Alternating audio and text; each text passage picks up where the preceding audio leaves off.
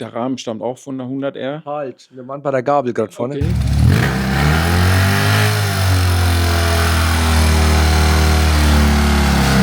Wenn du dein Motorrad da vorne ablaufen siehst. Vielleicht ist es auch gut für die Gefühle. Eigentlich wollten wir ja jetzt mit China Wild gerade drehen, aber genau, dann hat man immer Inspiration, ne? Du machst mich fertig. Hallo, ich bin der Manuel Schad von SWT Sports. Heute Technik. Wir haben die SWT-Nummer 76. und neben mir sitzt der Jörg. Seit 10 Jahren arbeiten wir an deinem Motorrad. Eigentlich bräuchte ich jetzt einfach mal ein Bild, wie er vor 10 Jahren ausgesessen hat, wie er noch da war, wie er das erste Mal da war.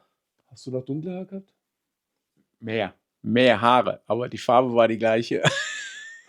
Also Friedhofsblond ist hier schon Stand gewesen.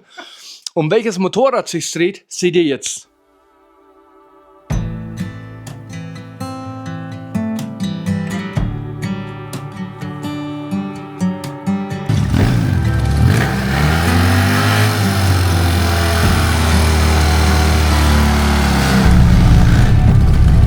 Cold coffee, my old boots are by the door.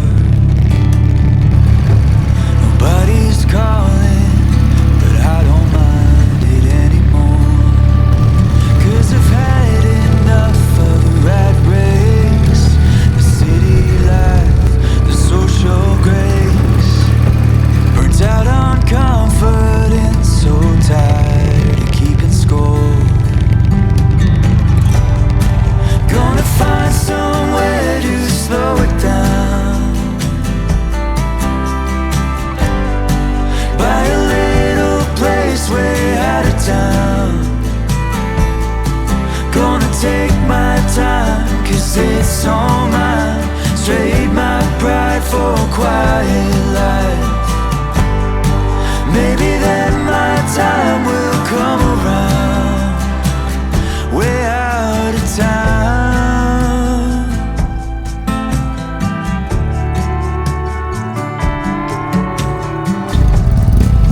Down in the hills of old. So, die Nummer 76, 1070 Kubik, Motor vom Jürgen Rex gemacht von RPM.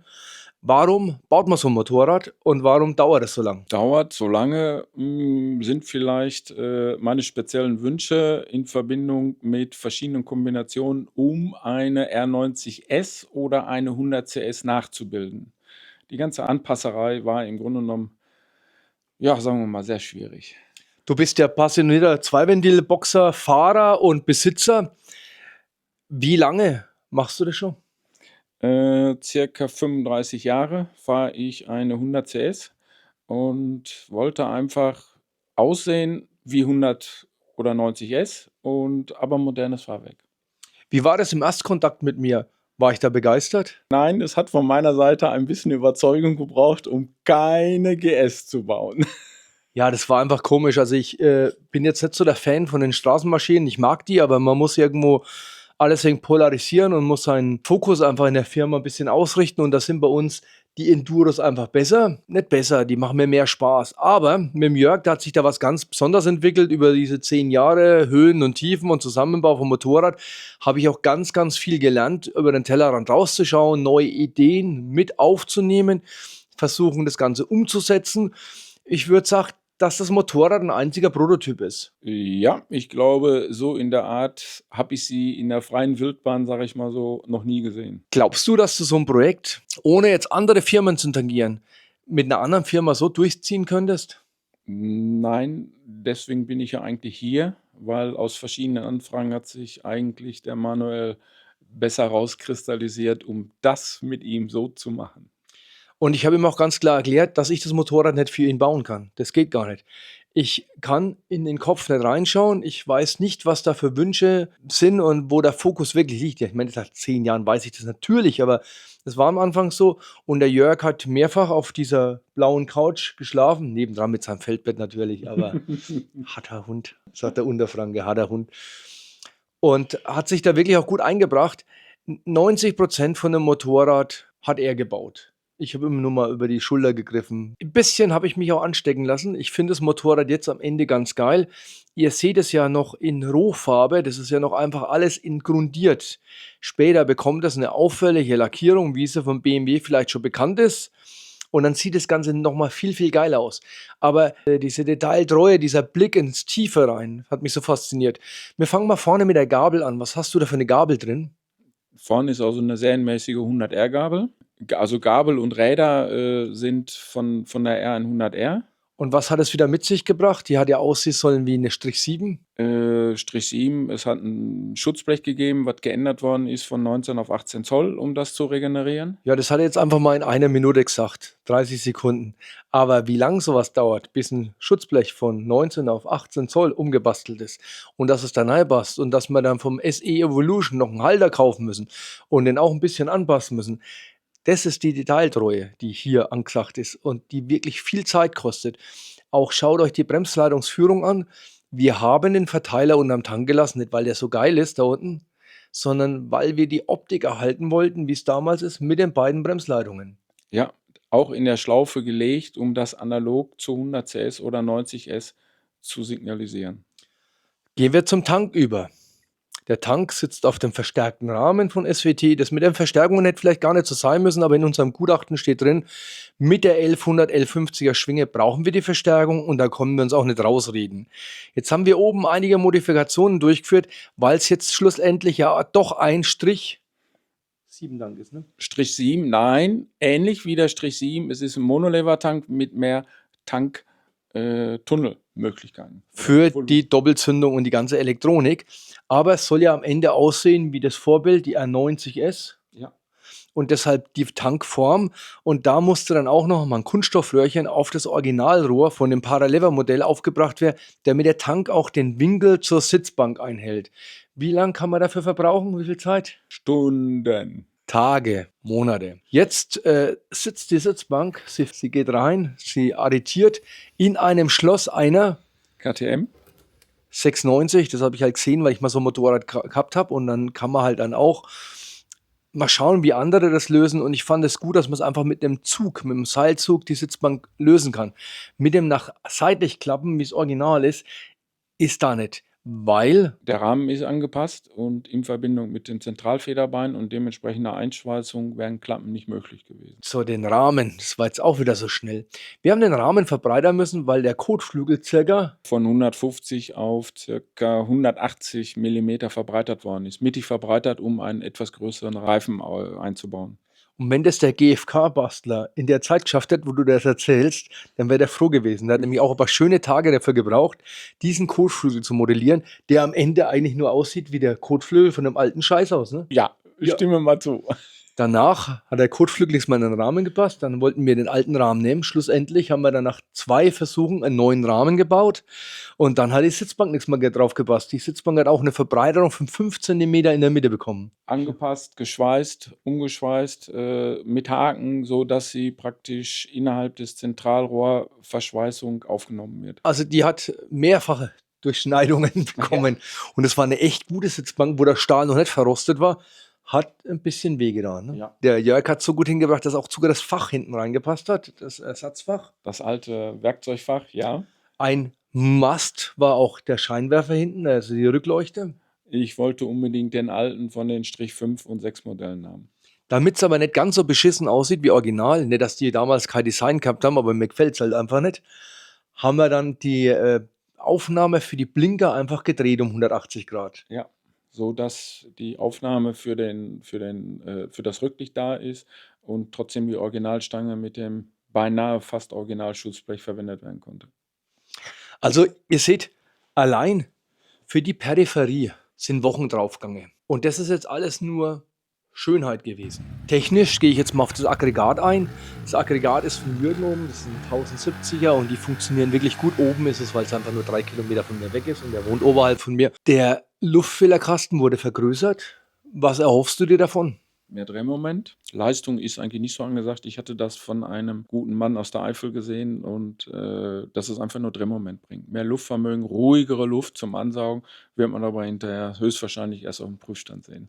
Deshalb seht ihr eigentlich gar nicht, dass der Tank und die Sitzbank schon fast 2 Zentimeter höher liegen als original. Das fällt dann gar nicht auf, weil der Motorraum komplett ausgefüllt ist. Wir haben die Abgasanlage, eine der letzten Abgasanlagen vom Rudi, Ruhe in Frieden. Die hat er extra für ihn gebastelt. Nachdem ich das gesehen habe, was der Rudi da Geiles basteln kann, war das ja auch unsere Abgasanlage für die Dakar-Bikes. Die Abgasanlage ist komplett eigengeformt. Die hat eine ganz andere Form wie sonst vom Rudi.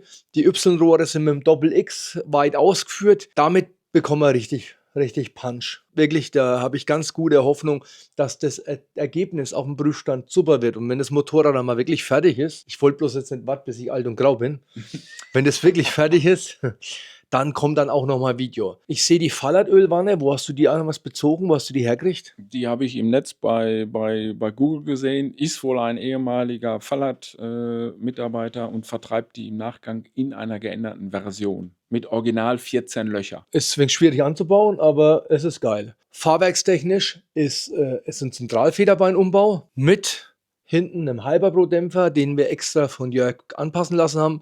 Natürlich Scheibenbremse, da geht nichts drum rum. Ich meine, wir haben eine Leistungssteigerung. Das Fahrwerk ist optimiert, dann soll das Ding auch richtig bremsen. Vorne hat er die Doppelscheibe, wie es die Mystik hat, und die funktioniert ja klasse. Ich denke, dass man damit richtig Fun ab kann. Was willst du da jetzt für einen Reifen draufziehen? In der Kombination mit der hinteren alten GS 4 Zoll Felge gibt es die einzige Kombinationsmöglichkeit, die ist also nur vom Bridgestone, das wäre ein BT46. Von Conti, die alten Versionen passen aktuell nicht mehr. Was machst du nachher mit dem Motorrad? Stellst du das bei dir ins Wohnzimmer, 3. Stock oder so? Oder kommt das hinaus auf die Straße, dass die Leute dann anhalten und sich freuen? Oder was hast du vor? Ich werde in erster Linie auf der Straße fahren, nicht in die Wohnung. Und ich habe noch eine alte CS, wie gesagt.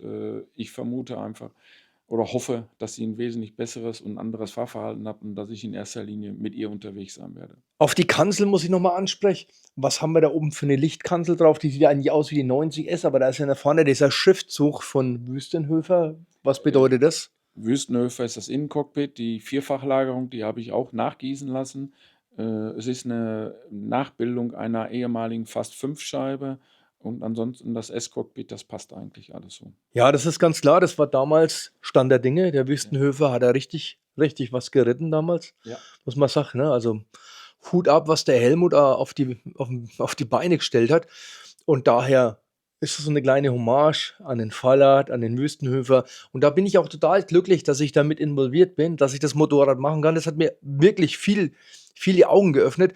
Und ich habe auch mehrfach auch immer mal E-Mails an den Jörg verfasst, wo ich ihn technische Sachen gefragt habe, weil er halt so unheimlich gut in den Foren kann und aus diesen, wie sagst du immer? Aus Archiven und im Grunde genommen aber nur Richtung Strich 7 beziehungsweise eben halt CS. Bei einer GS würde ich mir das nicht erlauben, das alles zu behaupten, dass ich da so mitmischen könnte. Das ist ja jetzt wie in der Kanzlei. Wir haben ja über jeden Kunden eine Akte, ne? Einen Ordner oder alle 3? Immer einer lang, da mal. Und so ist der Jörg bei mir im Erstauftritt aufgetaucht. Mit diesem Ordner ist der Jörg bei mir aufgetaucht. Es sind sogar die Stifte zum Markieren und zur Korrektur dabei. Es ist wirklich jeder Punkt aufgeführt. Es sind Aufnahmen dabei mit Vorstellungen, wie man es machen könnte, die man auch ausfalten kann und kann richtig was ausarbeiten. Es ist wirklich auch von jedem Hersteller was drin. Man hat auch kein Thema, was er ausgelassen hat.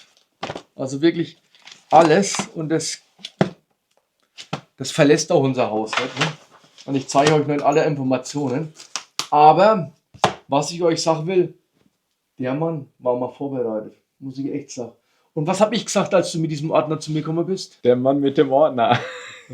Also ich habe den Ordner nie angeschaut, ganz ehrlich. Ich habe den Ordner in die Ecke gestellt, weil ich möchte nichts replikieren oder nachbauen oder auf die Beine stellen, was die anderen gehabt haben. Wir haben diesen Ordner genommen als Anhaltspunkt. Ich habe gewusst, der weiß, was er will. Und habe gesagt, wir beginnen das Ganze neu. Und deswegen ist der wirklich so sauber, wie er ist, bei uns im Regal. Und das wird immer eine Erinnerung an den Jörg sein. Ne? Ich weiß gar nicht, was ich mache in den zahllosen Tagen, in denen ja dann nichts mehr in diesem Jahr zu mir kommt. Vielleicht gibt es ja noch einen Verrückten auf Basis dieses Films, der nachfolgt. Hoffen wir mal, dass wir davor bewahrt bleiben. Also, euch da draußen danken wir zwei. Euch auch fürs Zuschauen und ich hoffe, es findet ein bisschen Anerkennung da am Moped. Liked uns. Auf TikTok und Pinterest und Mach was sonst. Macht die Glocke an. Bis bald. Euer Manuel Schad und der Jörg von SWD Sports. Ciao.